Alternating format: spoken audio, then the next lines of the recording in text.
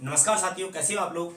आशा करता हूँ कि बहुत अच्छी आपकी तैयारी चल रही होगी। रीट एग्जाम काफ़ी पास में आ गया है और मैंने जहाँ तक मेरे पे हो सकता था, जितनी मेरे पे प्रयास हो सकता था वो मैंने किया था।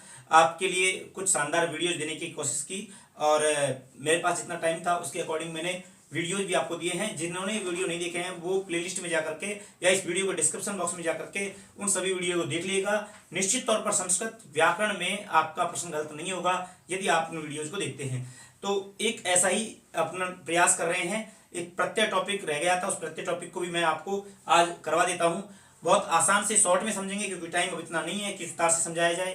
तो प्रत्यय वैसे बहुत बड़ा टॉपिक है, अगर प्रत्यय को विस्तार से देखें तो लगभग 6 महीने तक इस क्लास को चलाया जा सकता है। प्रत्यय इतना बड़ा टॉपिक है, लेकिन अपन केवल और केवल इतना सीखेंगे कि बस प्रत्यय का अपना प्रश्न सही हो जाए। तो चलिए मित्रों, करते हैं वीडियो प्रारंभ। वीडियो पसंद आए तो उसको अधिक से अधिक लाइक कीजिएगा, शेयर कीजिएगा। चलिए मित्रों, देखिए प्रत्यय प्रत्यय कहते किसे हैं। तो मित्रों, प्रत्यय होता है कि प्रतीयते विधीयते अनेन इति प्रत्यय, अर्थात जिसका पीछे विधान किया जाए। किसी भी शब्द या धातु के जो पीछे जुड़ते हैं वो प्रत्यय होते हैं। ठीक है, अब आपको बस इस चीज को पकड़ना है कि पीछे जुड़ते हैं। ठीक है, प्रत्यय कहाँ लगते हैं? पीछे, चाहे वो शब्द हो या धातु हो, उसके पीछे क्या लगते हैं? प्रत्यय लगते हैं। अब जब प्रत्यय लगते हैं तो भैया अपन को पहचान करना है। एग्जाम में जो प्रश्न आता है वो आएगा कि निम्न शब्द में कौन सा प्रत्यय है। ठीक है, या फिर जो भी वो शब्द देता है उसमें प्रत्यय पूछा जा सकता है, या इन चारों ऑप्शनों में से भिन्न कौन सा है। इस प्रकार के प्रश्न जो है वो आपसे आ सकते हैं। बस आपको ये आना चाहिए कि प्रत्यय की पहचान करना कि इस शब्द में प्रत्यय कौन सा है। तो ठीक है, सबसे पहले देखो मैंने यहाँ पर लिखा है, इधर प्रत्यय लिखे हैं, इधर पुल्लिंग, स्त्रीलिंग और नपुंसकलिंग। देखो प्रत्यय मोटे मोटे रूप से 3 प्रकार के होते हैं: कृत प्रत्यय, तद्वित प्रत्यय और स्त्री प्रत्यय। कृत प्रत्यय वो होते हैं जो धातुओं के पीछे जुड़ते हैं।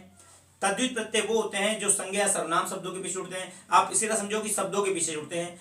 और स्त्री प्रत्यय वो होते हैं जो पुल्लिंग शब्दों के पीछे अगर जुड़ते हैं तो उन्हें स्त्रीलिंग बना देते हैं। तो बस ये 3 तरह के प्रत्यय आपको ध्यान रखने हैं। पहले हम पढ़ रहे हैं कृत प्रत्यय। और कृत प्रत्यय में देखिए यहाँ पर मैंने कुछ प्रत्यय लिए हैं जो आपके लिए काम के हैं। वैसे तो बहुत सारे प्रत्यय हैं जो आपको रीट के एग्जाम की दृष्टि से महत्वपूर्ण है, उन्हीं प्रत्ययों को मैंने यहाँ पर लिया है। इस टेबल को आप देख लीजिएगा, आपका प्रश्न सही होने की पूरी संभावनाएं रहेंगी। देखिए सबसे पहले बात करते हैं, पहला प्रत्यय है इक्त्वा प्रत्यय। मैंने यहाँ पर पुल्लिंग, स्त्रीलिंग और नपुंसकलिंग जो है वो रूप यहाँ पर लिखा है कि, और यहाँ पर जो लिखा है वो है प्रत्यांश, यानी इस प्रत्यय का क्या जुड़ेगा। ठीक है, तो आपको अगर इनमें से कुछ भी दिख जाता है तो आप पकड़ लो कि इसमें प्रत्यय कौन सा है। देखिए सबसे पहले इक्त्वा प्रत्यय। इक्त्वा प्रत्यय का त्वा शेष रहता है। इक्त्वा प्रत्यय का क्या शेष रहता है? त्वा। अब ध्यान रखना, ये इक्त्वा प्रत्यय है, लेप प्रत्यय है, तुमुन प्रत्यय है, ये जहां भी जुड़ते हैं वो शब्द अव्यय बन जाता है।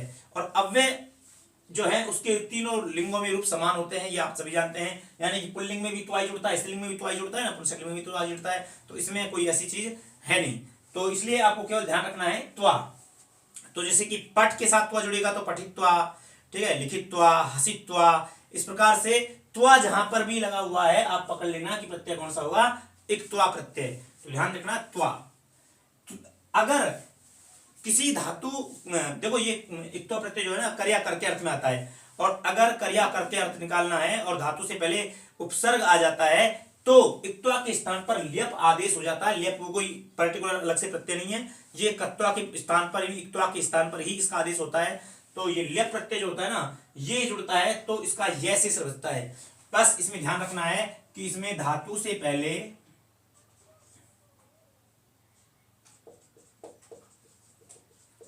उपसर्ग होता है, ये आपको ध्यान रखना है। धातु से पहले क्या होना चाहिए? उपसर्ग। तो धातु से पहले अगर उपसर्ग है और लेप प्रत्यय जुड़ता है तो क्या होता है? यह शेष रहता है। जैसे कि सम उपसर्ग पठ धातु और लेप प्रत्यय बन जाएगा समपठ्य। ठीक है, ऐसे ही आगत्य, तो आ उपसर्ग हो गया, आंग उपसर्ग आगे हो गया, और बाद में यह है तो क्या हो जाएगा? ल्यप प्रत्यय। अगला देखो तुमन प्रत्यय। तुमन प्रत्यय का तुम शेष रहता है, जैसे कि पठितुम, चलितुम, खादितुम, करतुम।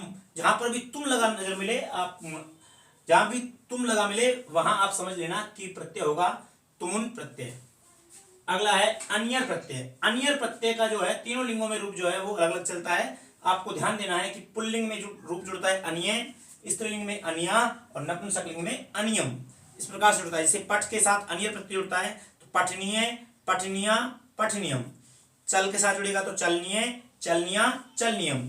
ठीक है, तो इस प्रकार से आपको ध्यान रखना है कि अन्य, अनिया, अनियम अगर इनमें से कुछ भी लग रहा है तो प्रत्यय होगा अनियर प्रत्यय। तव्यत प्रत्यय में तव्य, तव्या, तव्यम। लास्ट में आपको स्क्रीनशॉट का टाइम दूंगा, इसलिए एक बार इसको समझ लीजिएगा। तव्यत का तव्य, तव्या, तव्यम। जैसे कि आप किसी भी क्रिया धातु के साथ तव्य जोड़ोगे तो कर्तव्य, कर्तव्या, कर्तव्यम। ठीक है, पठ के साथ लगाओगे तो पठितव्य, पठितव्या, पठितव्यम। आगे देखो सत्री। सत्री और सानच प्रत्यय जो है ये वर्तमान कालिक जो है, रहा है, रही है अर्थ में आते हैं। और इनमें देखो सत्री प्रत्यय का पुल्लिंग में लगता है अन, स्त्रीलिंग में अंति और नपुंसकलिंग में अत। स्त्रीलिंग में ये कुछ धातु के साथ अति भी लगता है, ये भी ध्यान रखना, कहीं आप कंफ्यूज हो जाओ। ठीक है, अंति या अति दोनों लग जाते हैं। तो देखिए जैसे कि पठ के साथ जुड़ेगा तो बनेगा पठन, पठंती, पठत, चलन, चलंती, चलत। तो जहां पर भी आपको अन, अंति, अत लगा मिले समझ जाना कि प्रत्यय होगा सत्री प्रत्यय। ऐसे ही सानच प्रत्यय जो है उसमें जुड़ता है आने है, आना, आनम।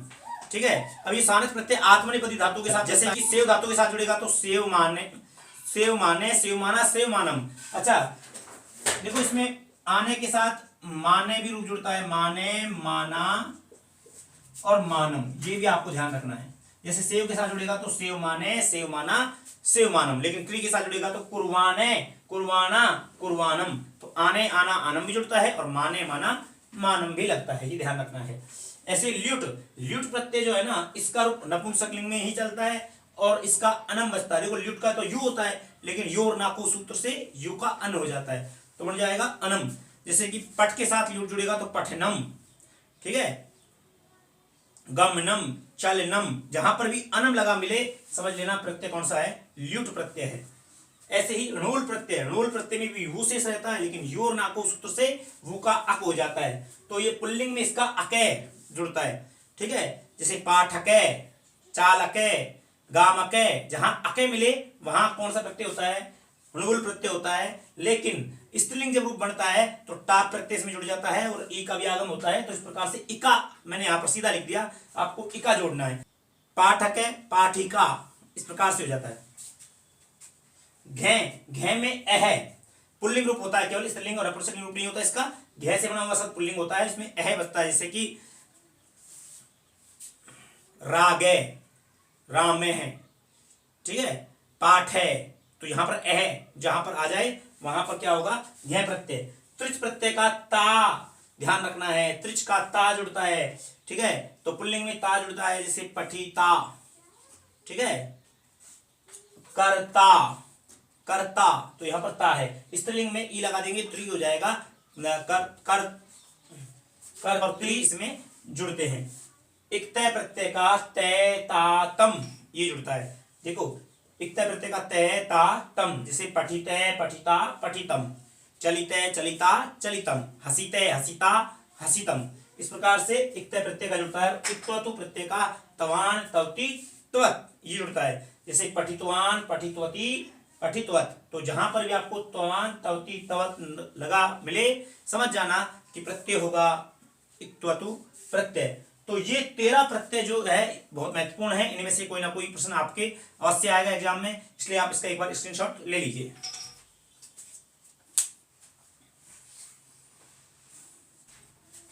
तो साथियों आज की वीडियो में हमने देखा है केवल कृत प्रत्ययों का, यानी जो धातुओं के बाद जुड़ते हैं ऐसे प्रत्यय। तो ये जहां पर 13 प्रत्यय हैं ये सभी कृत प्रत्यय हैं और ये सभी प्रत्यय धातुओं के बाद जुड़ते हैं। ठीक है, तो धातु के बाद जुड़ते हैं, इसको आपको ध्यान रखना है। तो ये सारे प्रत्यय आपको याद कर लेने हैं, बस एक सारणी याद रखनी है, इसी से आपका प्रश्न सही हो जाएगा। कल के वीडियो में मैं आपको बताऊंगा तद्वित और स्त्री प्रत्यय, वो भी एक साथ बताएंगे बिल्कुल शॉर्ट में सारणी में। तो वीडियो पूरा देखिएगा इसको भी और आने वाले वीडियोज को भी, और जो जिसने पिछले वीडियो नहीं देखे हैं उनको भी अवश्य देखिएगा। तो बस एक छोटा सा प्रयास जितना मेरे पे हो सकता है, जितना मेरे को टाइम मिलता है उसके हिसाब से करने का प्रयास कर रहा हूँ। अगर मेरा प्रयास अगर आपको पसंद आ रहा है तो वीडियोज को लाइक अवश्य करिएगा और अपने कमेंट जरूर दीजिएगा। आपके कमेंट ही मुझे मोटिवेट करते हैं कि आगे वीडियो बनाए जाएं। ठीक है, तो मित्रों मिलते हैं कल नेक्स्ट वीडियो के साथ, एक धमाकेदार वीडियो के साथ। तब तक के लिए जय हिंद, जय भारत।